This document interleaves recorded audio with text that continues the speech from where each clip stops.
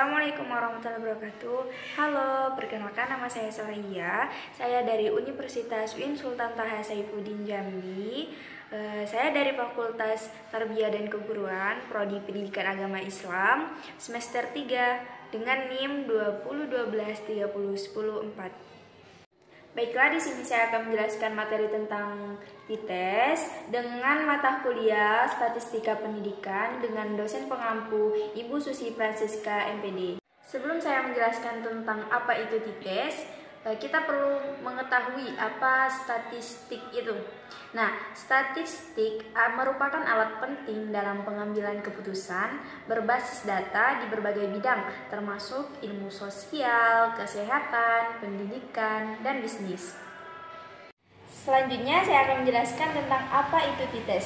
TITES adalah salah satu jenis uji statistik yang sangat penting dan sering digunakan dalam analisis data untuk menentukan apakah terdapat perbedaan yang signifikan antara rata-rata dua kelompok data.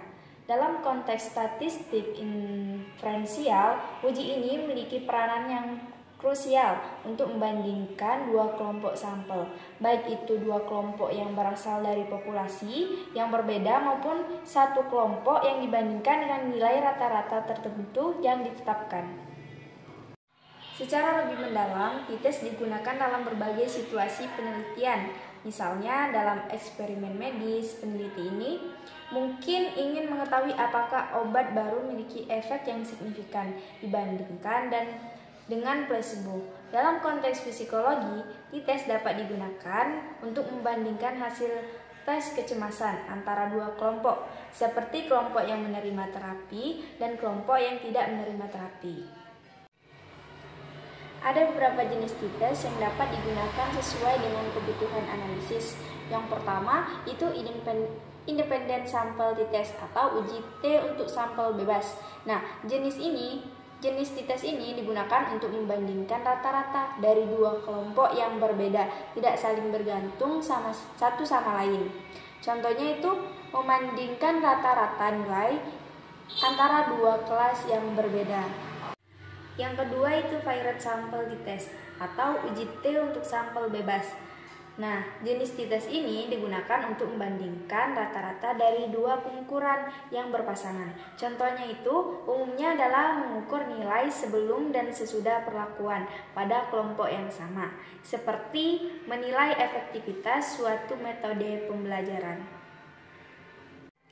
Yang ketiga itu One Sample TITES atau uji T untuk satu sampel. Tipe ini digunakan untuk membandingkan rata-rata dari satu sampel terhadap nilai tertentu. Misalnya membandingkan rata-rata berat badan siswa terhadap berat badan ideal yang telah ditentukan. Apa itu fungsi TITES? Nah, fungsi TITES yang utama itu adalah untuk menguji hipotesis yang melibatkan perbandingan dua kelompok yang merupakan langkah penting dalam banyak penelitian.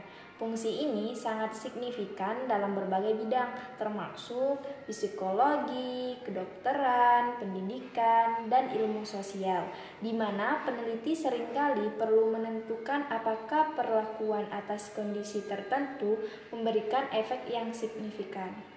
Beberapa fungsi penting dari TITES itu meliputi yang pertama itu menguji efektivitas perlakuan atau intervensi.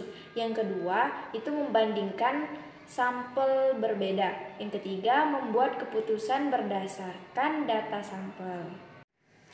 Nah, bagaimana cara menghitung TITES? Nah, perhitungan TITES itu melibatkan beberapa langkah dasar dan meskipun terdapat variasi tergantung pada jenis TITES yang digunakan.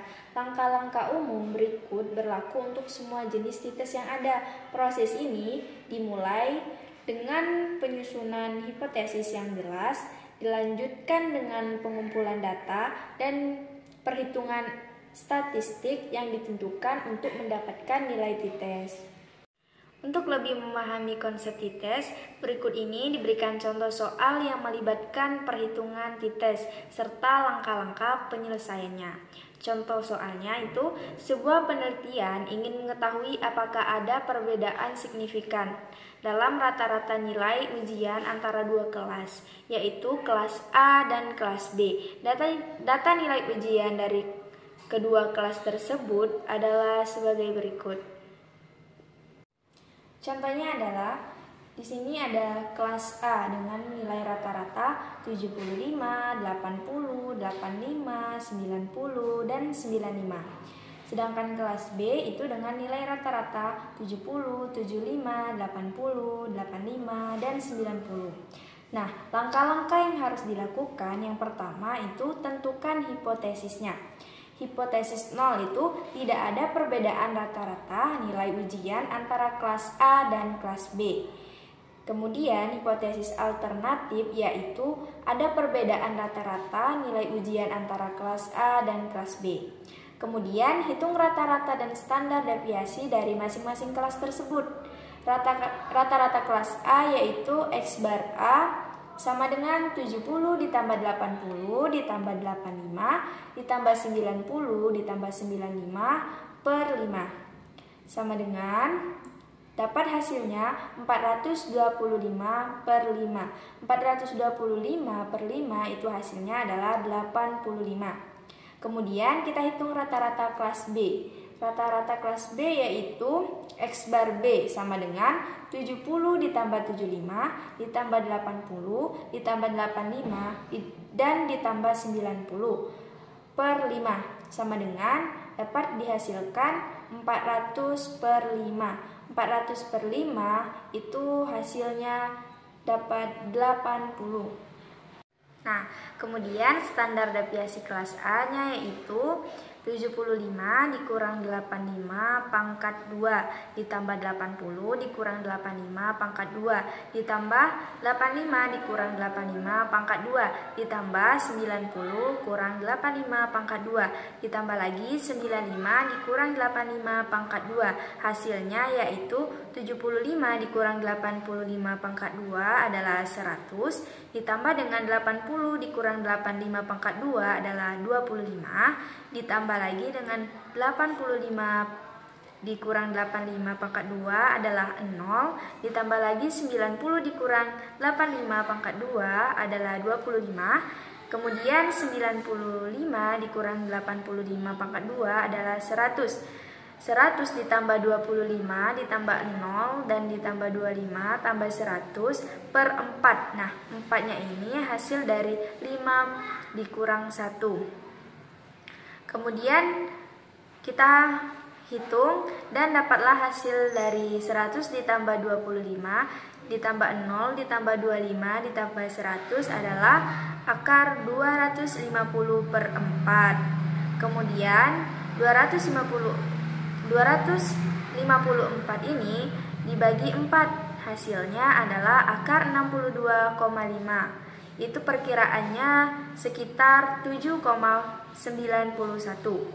Kemudian standar deviasi kelas B yaitu 70 dikurang 80 pangkat 2 ditambah 75 dikurang 80 pangkat 2 ditambah 80 dikurang 80 pangkat 2 ditambah 85 dikurang 80 pangkat 2 ditambah 90 dikurang 80 pangkat 2 itu hasilnya 100 ditambah 25 ditambah 0 ditambah 25 ditambah 100 per 4. Hasilnya yaitu sama dengan deviasi kelas A yang tadi, yaitu senilai 250 per 4.